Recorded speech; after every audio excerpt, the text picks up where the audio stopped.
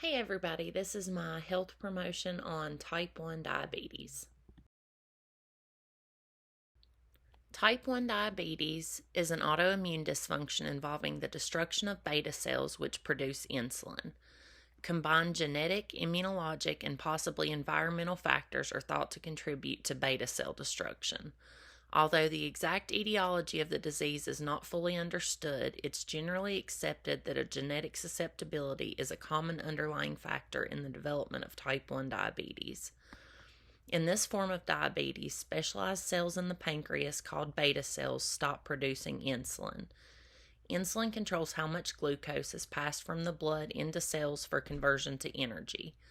Lack of insulin results in the inability to use glucose for energy or to control the amount of glucose in the blood. Type 1 diabetes is more common in children and young adults. The signs and symptoms of type 1 diabetes are critical to recognize for early detection. Clinical manifestations depend on the patient's level of hyperglycemia. Classic manifestations of diabetes include the 3 Ps: polyuria, polydipsia, and polyphagia. The onset of type 1 diabetes may also be associated with sudden weight loss or nausea and vomiting or abdominal pain if DKA has developed. Polyuria, which is increased urination, and polydipsia, which is increased thirst, occur as a result of the excess loss of fluid associated with osmotic diuresis. Polyphagia, which is increased appetite, results from the catabolic state induced by insulin deficiency and the breakdown of proteins and fats. Other manifestations may include dry mouth, fatigue, and blurred vision. Diagnostic criteria for diabetes include 2 findings of at least one of the following on separate days: manifestations of diabetes plus casual blood glucose greater than 200 without regard to time since last meal, fasting blood glucose concentration greater than 126 with no caloric intake within 8 hours of testing, or an A1C greater than 6.5%. One of the main complications of type 1 diabetes is diabetic ketoacidosis, also known as DKA. DKA is a life-threatening condition with high blood glucose levels and ketones in the blood and urine. It has a rapid onset and a high mortality rate. Causes of DKA include insufficient insulin, acute stress, and poor management of acute illness. Long-term complications can include kidney disease, eye disease, and neurologic complications. Diabetes management has 5 components. These components include nutritional therapy, exercise, monitoring, pharmacologic therapy, and education. Nutritional therapy for type 1 diabetes includes meal planning and education about the glycemic index. The meal plan must consider the patient's food preferences, lifestyle, usual eating times, and ethnic and cultural background. Patients may be underweight at the onset of type 1 because of rapid weight loss from severe hyperglycemia. The goal initially may be to provide a higher calorie diet to regain lost weight and blood glucose control. Typically, though, with diabetes, calories are restricted and physical activity is increased to facilitate weight loss or to prevent obesity. A meal plan focuses on the percentage of calories that come from carbs, proteins, and fats. The caloric distribution currently recommended is higher in carbs than in fat and protein. In general, carbohydrate foods have the greatest effect on blood glucose levels because they're more quickly digested than other foods and are converted into glucose rapidly. The term glycemic index describes the amount a given food increases the blood glucose level compared with an equivalent amount of glucose. Combining starchy foods with protein and fat-containing foods tends to slow their absorption and lower the glycemic index.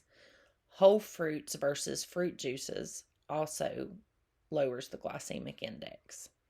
Other dietary concerns include consuming alcohol in moderation and knowing the risks, as well as using artificial sweeteners. Patients should also be taught to watch out for misleading food labels. Exercise is the next step in a diabetes treatment regimen. Physical activity at least 3 times per week for a total of 150 minutes per week is recommended. Patients should only exercise when glucose levels are between 80 and 250. Do not exercise if ketones are present in the urine. If more than 1 hour has passed since eating and high-intensity exercise is planned, consume a carbohydrate snack first. Wear comfortable shoes and always carry identification regarding diabetic status. Check blood glucose more often 24 hours after intensive exercise. A reduced medication dose might be required. Blood glucose monitoring is a cornerstone of diabetes management. Testing is done at the peak action time of the medication to evaluate the need for dosage adjustments. Ensure that the client follows the proper procedure for blood sample collection and use of a glucose meter. For most patients who require insulin, self-monitoring of blood glucose, also known as SMBG, is recommended 2 to 4 times daily. This is usually before meals and at bedtime. Patients are asked to keep a record or logbook of blood glucose levels so that they can detect patterns. For pharmacologic therapy, insulin is used to manage type 1 diabetes. The rate of onset, peak, and duration of action varies for each different type of insulin. Rapid acting is insulin Lispro with an onset of 15 to 30 minutes, a peak of 30 minutes to 3 hours, and a duration of 3 to 5 hours.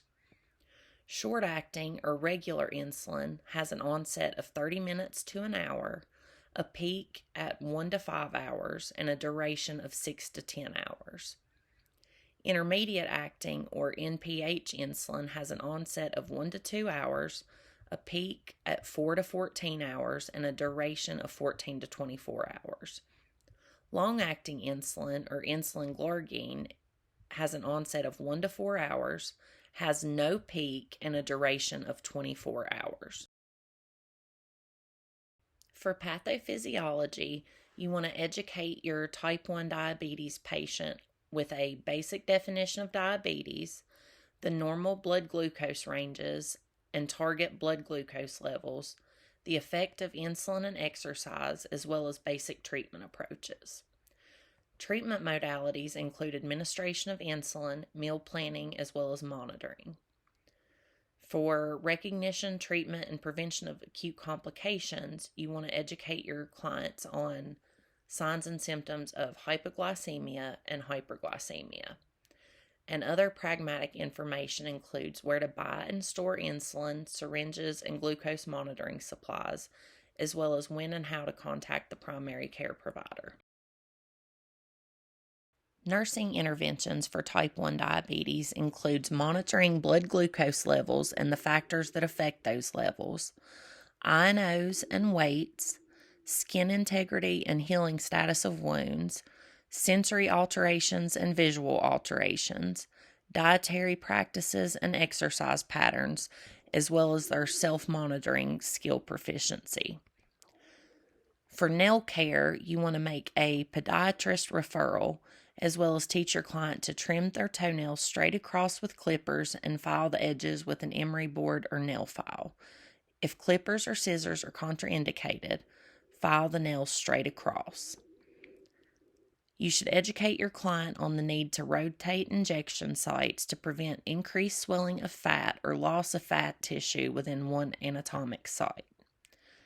For foot care, we need to inspect feet daily, wash the feet daily with mild soap and warm water, do not soak the feet, avoid lotion between the toes, and wear cotton socks.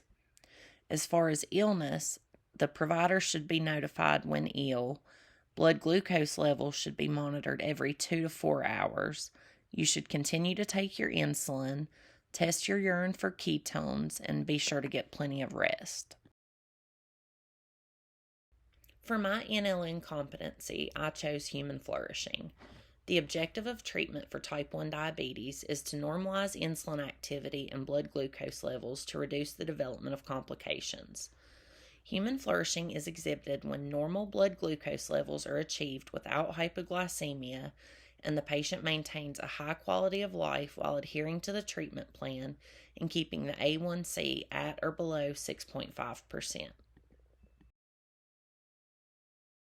If you want to test your knowledge of type 1 diabetes after watching my health promo, you can play my custom Kahoot by scanning the QR code.